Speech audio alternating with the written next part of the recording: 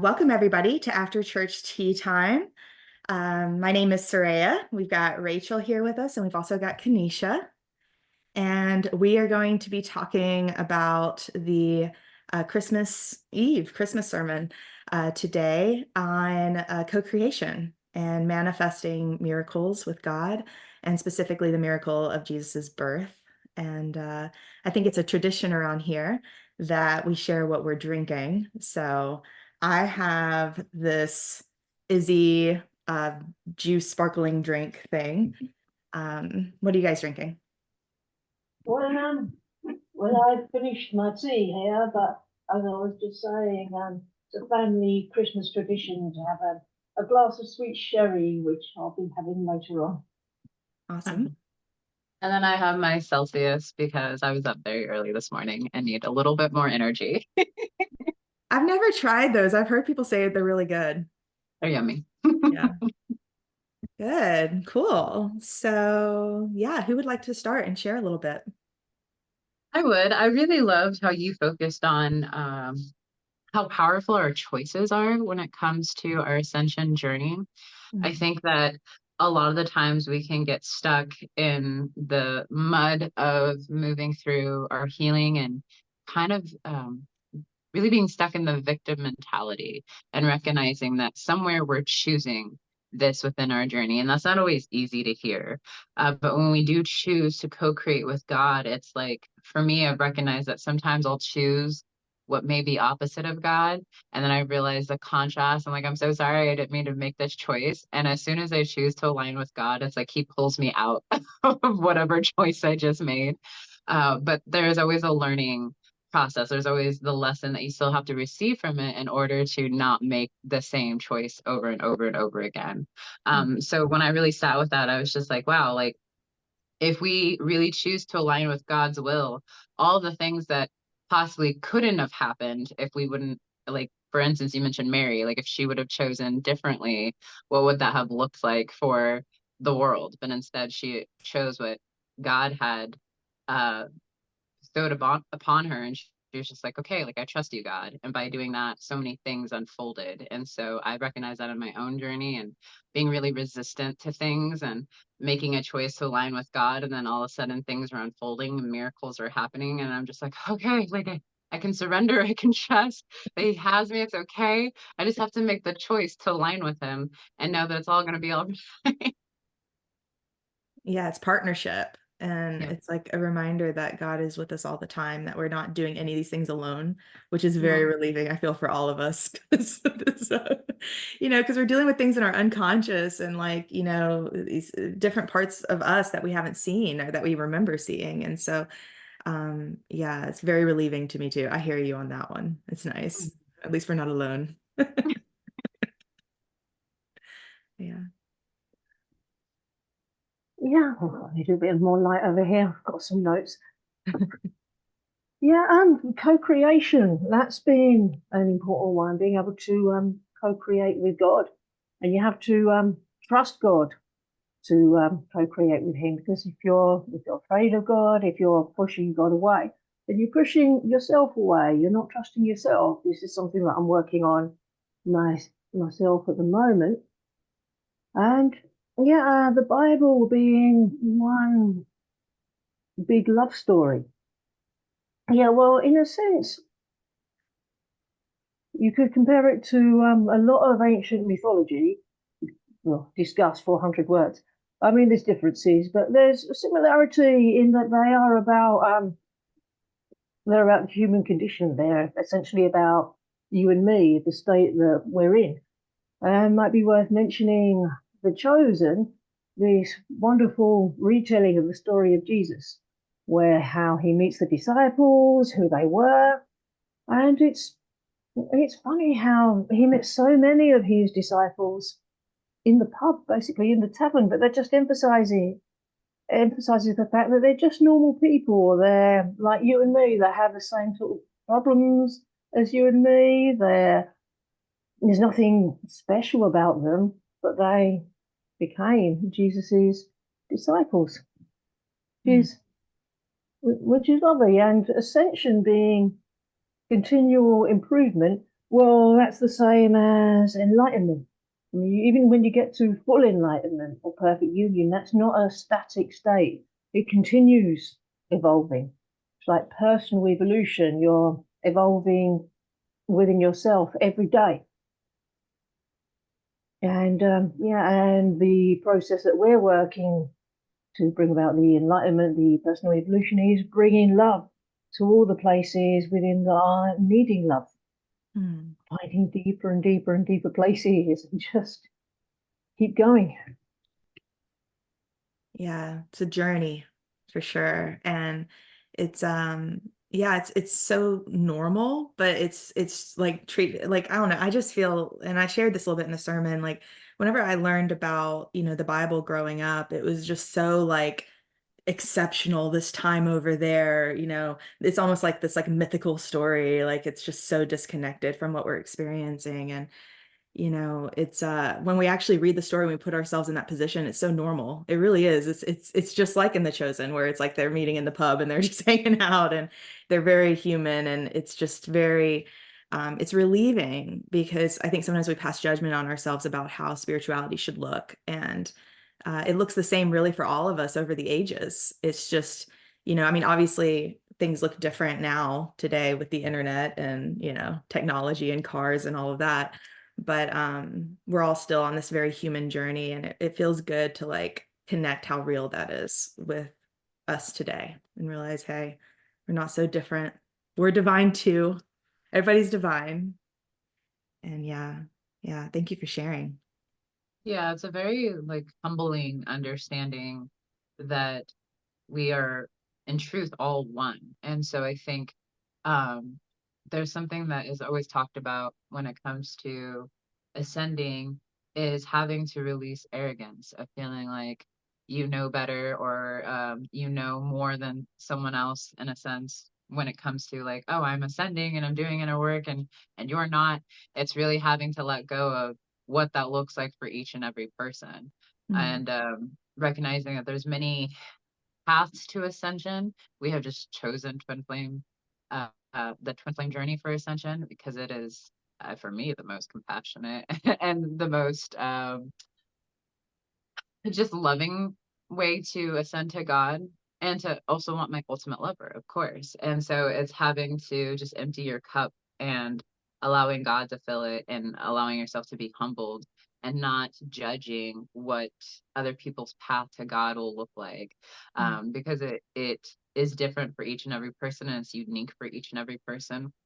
But ultimately, like you said, at the core is that only love is real. And that when we choose that, that is what is really transcending anything and everything that could possibly come up that does not feel good. And that to me is very relieving, because I was always brought up to believe that uh, fear is very real, and that I need to protect myself, and I need to hide, and I need to do all these things. And coming up in as a child, it was a Catholic home, and then as I got into my preteens, it was Christianity, and there was a lot around, um, just a lot of fear around God. And as I have really started to embrace unionism, I do find that there's still a lot of people in my life who are like, you can't just depend on God. Like, that's not okay. Like, you can't just surrender it to God and trust that He's going to take care of everything. And I'm just like, wait, what? Like, I don't understand. Like, that's exactly what we're supposed to be doing. But it's because they're so programmed and having to always like force and control and take action, instead of understanding the truth of surrendered um I guess we can call it surrendered action, or just a guided action of like really surrendering and being still with God, and then following the next step that He has given you, not what your own mind has given you. Mm. And so the more that I embrace that and I do that, I get a lot of people in my life and in my family who are just like, how do you do that? How did you get that to work out in your favor when it looked like it was impossible? And I was like, I legitly just surrendered it to God. And for them to be challenged in that space and having to take that on themselves. My twin flame just talked to me about this, where he was just like, one day I just had to be like, I'm just gonna do it the way Kanisha does it. because it tends to work out for her, and I don't know why, but I'm just gonna trust it. And in that moment, it did work out in his favor. And I asked him, like, what was it for you? And he's like, truly, it was just surrender to God and to trust that He had me, and that I was willing to let Him show me that He had me, so that I could start building that trust with Him. And that was really beautiful to see. But it's an ultimate, um just knowing that if you're going to choose the ascension path, like, you have to choose the ascension path, you have to walk it all the way through in the way that we're shown to, and honor each thing that comes up, and respect each thing that comes up in your journey, and knowing that only love is real. Mm. Yeah, thank you for sharing. That was beautiful and super helpful as well. A reminder to surrender, because I had one of our colleagues do a reading for me, and it did say about not just talking the talk, but walking the walk as well, and just going all in. And the other thing I wanted to mention was what Soraya said about vibing in harmony with your experience. Because everything that you're experiencing is a reflection of your inner consciousness in this moment. And it's an inner journey because you can change it from the inside out. And we have the tools to do that. It could mean that you might have to do the mirror exercise a lot of times, maybe for months on just one upset. But that's okay. It's okay if it can take a while for the results to show up on the outside. You're not doing it for the result. You're doing it because it feels good in the moment, because you deserve to feel good. Mm. And so, yeah, you do need stupendous amounts of faith on the journey as well. Mm. Yeah, oh, that's another thing, Soraya. I have huge amounts of admiration for the amount of faith that you have. Oh, Yeah, certainly you're a shining example. You've inspired me there. no, thank you. Yeah, and seeing it through, choosing to be with God in every moment. Yeah, because remember, God is not under any obligation to give you a smooth, linear path that you understand. I mean, a lot of it is not going to look like it makes sense. Yeah. And so that's where trust in God has to be at the forefront. And not knowing what the outcome is going to be, giving that to God. Mm. Like, God is always going to be surprising. It's another thing I've had to work through with a lot as well, being afraid that God's going to bring a nasty surprise. No, God is always surprising, but I'm really glad you said, like, none of God's surprises for you were ever disappointing. Yeah, it's true. It's going to be more. It's going to be more than you could ever imagine, because our imaginations are so inadequate when it comes to what God has for us. So wherever you're at, it's okay to be wherever you're at. Let it be enough. It doesn't matter if you don't understand. Give it to God. Surrender how it unfolds. Surrender the how. You don't have to try and figure it out, because you can expend one hell of a lot of energy in trying to figure it out, and you don't have to, because God has already got it figured out. I mean, how does it feel to know that everything's already taken care of? You just relax into that. Yeah, you're so right. I'm so glad that you shared that, Rachel, because it shines a light on like the moment to moment journey and how that looks different than like the big picture. And in the moment to moment journey, like when you said that it's important to just focus on being with God right now, and that's really the point, like you just focus on being with God in this moment. It's just a reminder that it's okay to like surrender the big picture, because we don't have to pay attention to that. That's the outcome. That's the miracle. That's what God's doing. And it's just our job just to be in the moment and to walk the process and not pass judgment on it, and not be hard on ourselves, or feel like it should be different, and to just kind of surrender. It's partnership with God. That's like the actual relationship we're having with God. It's moment to moment, and it's a choice that we have to make. And um, yeah, it's like if I always say, like, if I wasn't healing this, I'd be healing something different. So it doesn't matter how long you're working on something, it's like it's okay. As long as you're choosing love, you're making progress. So, yeah, thank you for that, Rachel. It's just a reminder of what's important. Yeah, that's the truth. It's like really getting clear on your priorities in your twin flame journey and your ascension journey. It's always going to be God, then yourself, then your twin flame. And at first, that was very hard for me to reorganize in my consciousness because we were all so programmed to like put ourselves first or put other people's first, and God always tends to be last. And the more that I relaxed into this work, the harder it was to not put God first. Like it became very uncomfortable to try to do it in that way because it's not meant to. And so to really honor the process completely requires you to really organize um your priority in every way. And so I had to like be honest with myself. And that's the hard part about this journey is having to be honest. Give me 1 second. No, sweetheart. No, thank you. It's Christmas and they want sugar all day. And I'm just like, y'all, like, Christmas we can't, cookies. we can't just have candy all morning. Like, I mean, I guess we could, but we'll talk about that in a minute. But really, having to be honest about how these things make you feel because it requires you to step out of your comfort zone. It requires you to do the opposite, especially if we want change. That means we cannot continue the same habit or the same pattern. And that's what I really love about this work is that it does require you to change. It does require you to shift. And I think we can get into this pattern of just kind of sleeping through life and walking through life on autopilot. And I don't even know how to put this into words. So I was just like so grateful that within the last just even 4 to 5 years of really focusing on doing this work, how my life has shifted and changed in every year compared to between like 18 and 25. I felt like I was living the same year over and over and over again. And I was just like, I know that it's the 1st of January, so this is a new change. But really, it didn't matter what we were doing on the outside. If we weren't making that internal shift and change with God, we just fell back right into our old patterns and having the same year again.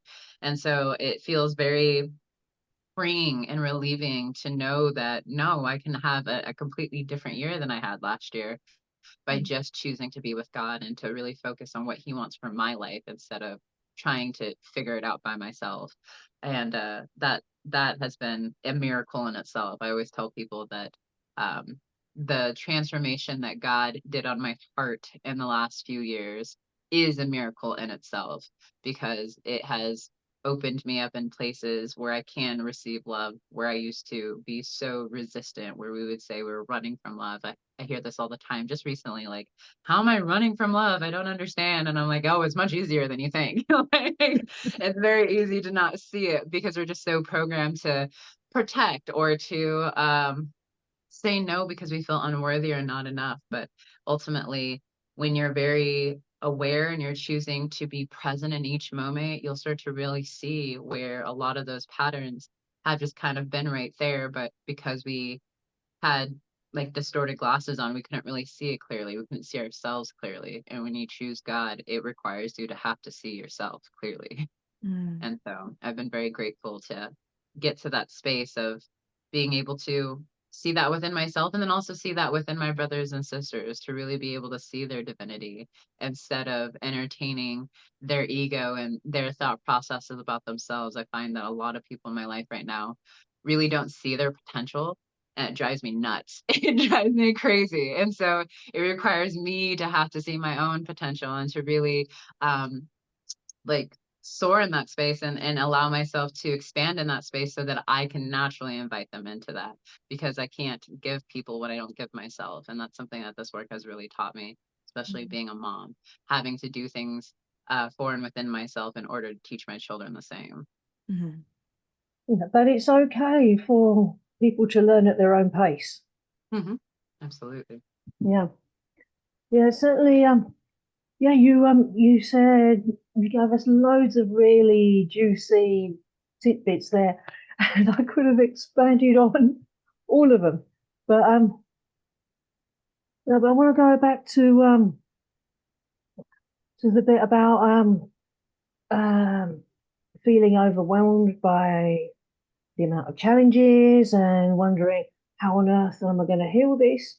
Yeah, well, this is something else that has raised its ugly head for me just in the last few days. Because when you reach a deeper place that's needing love, a place that's asking for healing, sometimes it can feel, oh, I've opened another great big can of worms here. How long is it going to take to get through here? But as you said a little bit earlier, yeah, well, if I wasn't healing this, I'd be healing something else. I wasn't moving through this, it'd be something else. So it's just, yeah, persistence. One of the 8 keys, just keep going. And yeah, the Bible stories about, there's so many Bible stories where people, it looks like their lives are being turned upside down. Everything looks like a complete disaster, but they kept their faith in God and came through it and were rewarded like 100 times more than before. So the lesson there is to keep going. Don't quit when it gets hard. Ultimately, all you need to do is just work through the feelings that arise about your situation, and that's how you move through them. That was it. And the Old Testament, was it Rumi that said, start a huge, foolish project like Noah? It makes absolutely no difference what other people think of you. I Because hadn't heard that.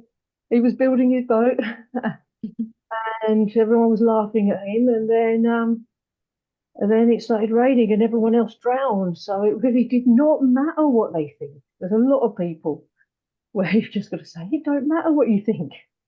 What Mhm. other people think is not our business. We don't need to Mhm. worry about that. I mean, once you stop worrying about other people, then you've attained a dangerous level of freedom. Mhm. Was it Jeff said, choose to be validated just by God, not by Yeah. people? Because when you Mhm. do, you reach a unbelievable level of, it makes you unbelievably powerful, and other Yeah. people probably won't even notice how free you are unless Mhm. they're jealous. So it's once it all comes back to God naturally. So you become hopelessly dependent on God on this journey. Mhm. But by putting your faith in God, it's much better than placing your faith in what your twin flame's going to do. Always God first. Mhm. Or even worrying about what your twin flame thinks about you. That's been a big one. Like, I'm just like, why would I waste my time on that one? Like, my Yeah, relationship with my twin flame is a direct reflection of my relationship with God. So once I yeah, like tweaked that, I was just like, oh, how freeing this is to just be myself. Yeah, for sure. yeah. The twin flame can think what it likes. So at the end of the day, it doesn't matter because once you've healed through whatever it is, it's going to Yeah, be, oh, I love you. it changes quick. Changes, absolutely. Yeah, I love like just listening to what you guys are sharing because it's really like I feel like the theme is that it's about power and where power comes from, and our power comes from our relationship with God. And, through all of this, just talking about the ascension process and that process of co-creation, what makes the difference is our partnership with God. And I just think back on like my days, like as a Christian in ministry and just like being in like the church environment and what just kind of where the church is at right now in consciousness, like just like, the journey of Christianity.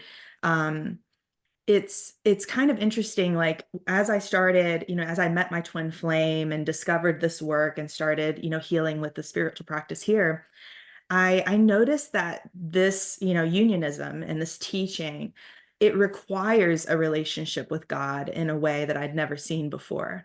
Because I noticed that a lot of people in spirituality, they're kind of like they're fans of God, or they have an appreciation or an admiration for God, but their faith sometimes doesn't require them to go to these really deep places. Jeff and Shaleia talk about it in their book about how like that's what makes the mirror exercise a bit different than meditation, even though both are very beneficial for purification, is that the mirror exercise is going to take you to the places you don't really want to go.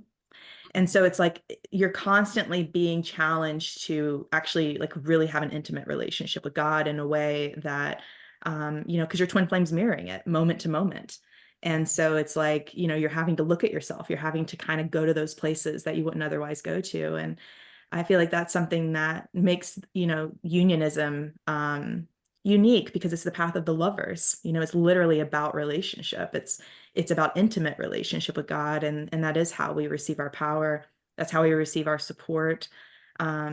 It's just it's required more from me in different ways than my faith did before, and I feel like that's something that I'm just kind of getting clear on as I'm listening to you guys and reflecting on all of this. It's a really cool thing to be challenged in that way, because our relationship with God is our power, and that's our love, and that's the only thing that really matters, and what everything else has always been about. This like really takes you right to the heart of that. Mm, I love that. Yeah, certainly. Going outside your comfort zone. Jeff said to me recently, I've got to be comfortable with being uncomfortable. And yeah, the idea of going deeper, some people might find that a little bit scary, but there's really nothing to worry about there, because it's just feeling your feelings. You're not going to have to do anything big like rolling up rugs or something. It's yeah, it's just feeling. You're not going to come across anything big or scary or unknown or dark that's going to be in there that you didn't know about. You already know what the feelings are that you've got to feel. You've been feeling them right from the start. It's like having just a very small handful of core blocks that keep the union away. You know what these blocks are from the start. They've been there the whole time. It could be a belief in unworthiness, powerlessness. It's yeah, it's not going to be anything major. You're just being asked to just go a little bit deeper into these places as much as you're ready to, and just be present with your feelings, be present with yourself, being Mhm. present with God. And Yeah. when you're present with yourself, you're present with your twin flame. So you can only be with them when you can be fully with yourself. Mhm. But but it's cool being with yourself. You're fabulous. Yeah. Mhm. Yeah, and it's Yeah, worth you it to touched come to on peace. Oh, a sorry. lot of around you mentioned like the story of Mary too, like to have to set aside what people might think of you, and also having to step out of like a comfort zone of, wait, you want me to do what? You want me to bring a child to this earth, and I'm still a virgin? Like there's so many things that would make someone run from that or feel just kind of, not, I wouldn't say cast it out, but like made feel like just it's all on them in a sense. And this is something that a lot of people will run away from, is what we call the cave of fear. And not realizing that if God brought you to the cave of fear, God's gonna bring you through the cave of fear.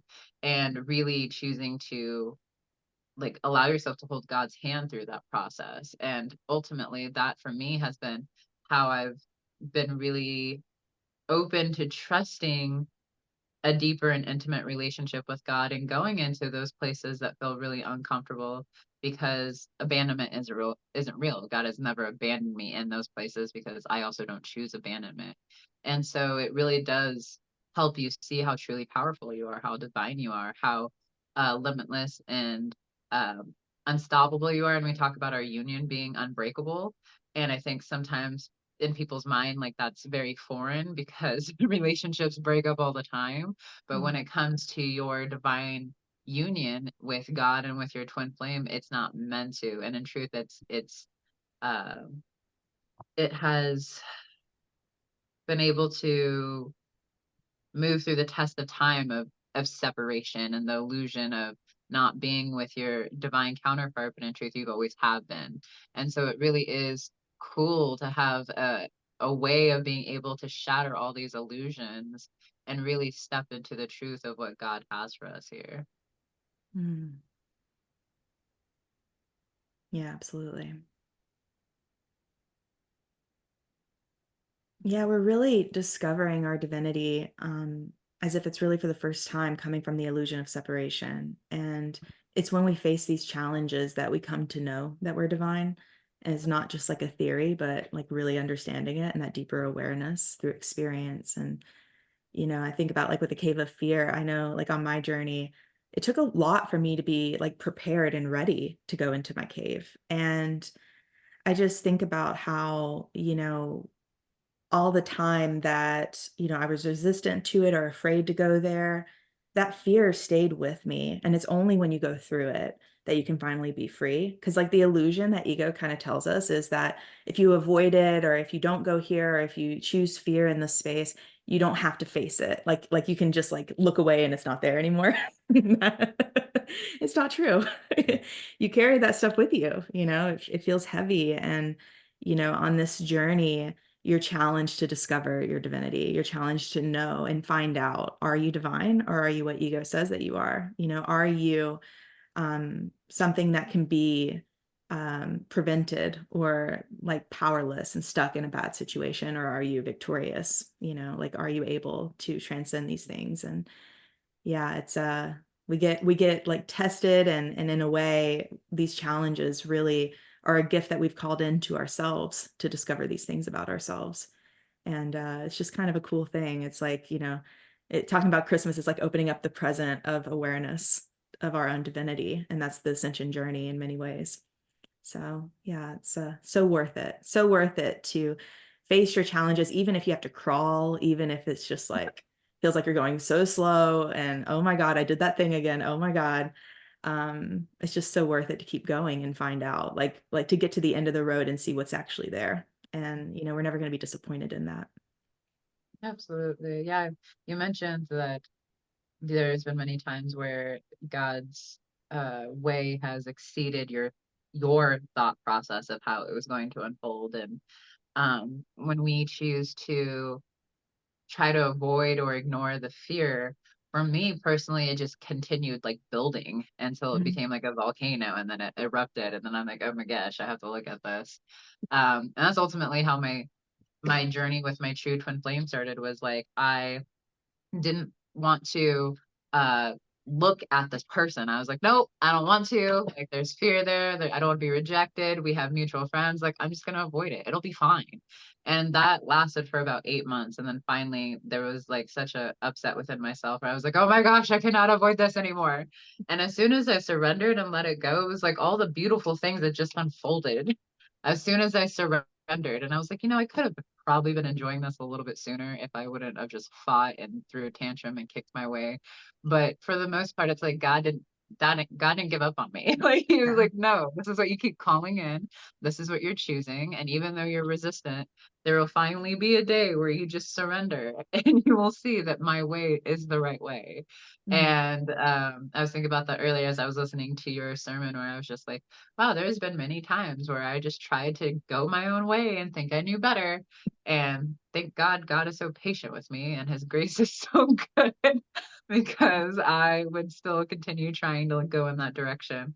But that's where I've had to learn that surrender really is the answer, and having to um, trust in this space, trusting love, trusting God, trusting that he already knows what we need before we need it, Mm. and really allowing ourselves to relax into that. Yeah.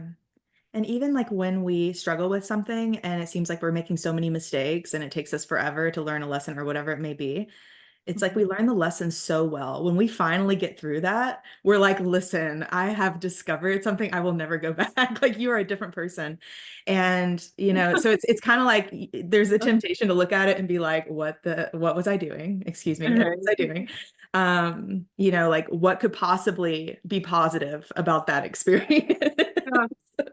But there always is like just so much power in the lesson. And I feel like it's so important to value that and to appreciate, because that's what God values. He doesn't value like how fast you go, because time is an illusion. It doesn't actually matter. What God values is the depth, the roots of the tree. Like how well do you know what you know? Like how deep is your revelation? How core is that lesson in you? And so it may look like we're like spinning our wheels and doing crazy stuff, but like we come out of that having learned very deeply some very fundamental things that God has a purpose for, a very divine purpose for. So nothing is lost, Those experiences were not for just a waste of time. They I don't know about you, but I tend to laugh at those things later when I like look back yeah. at it. It's funny. I'm just like, oh Lord. And you can What a laugh about journey. it. Yeah, exactly. As long as you can laugh at it, it's all good. Yeah. Yeah, for sure. Yeah, it's Good. a big sign of your progress when you can look back upon your journey and the challenging moments and actually realize why everything had to happen in the way it was and how perfect everything was, even if it was quite unpleasant at the time. And yeah, I'm being happy that your journey has been like that for you, uniquely yours. You wouldn't swap with anyone. Mm-hmm. Yeah. Yeah, it's cool. We've all got unique gifts and experiences and perspectives. And, we're so unique as souls too. It's just everything is just so precious and just like one of a kind. And so is our journeys. That's why we can't compare our journeys to anybody else's, because it's like, we've all got our different, gifts, our different unique experience of God to share, as Jeff and Shaleia teach. And so yeah, it's safe to trust the process. If we compare, we're always going to feel like we're doing a bad job. So yeah. Yeah, we can let that go. For sure. Yeah. So any other thoughts or anything else you guys want to share? So complete. Yeah, I'm feeling complete. Yeah, me too. Good. Well, thank you for joining us, everyone. Thank you, Rachel and Kanisha, for the discussion. And I hope that you guys everybody who's watching and listening, I hope everybody has a wonderful Christmas tomorrow. Enjoy the holiday. Take some time to just celebrate the love in your life and God in your life and everything that God is doing for you. Harvey says, Merry Christmas. Hello. And yeah, we're all very blessed to be here, and there's a lot of love, and everyone is loved deeply by God and deeply by this community. Amen. All right. Thank you guys so much. Happy Christmas, everybody. Merry Christmas.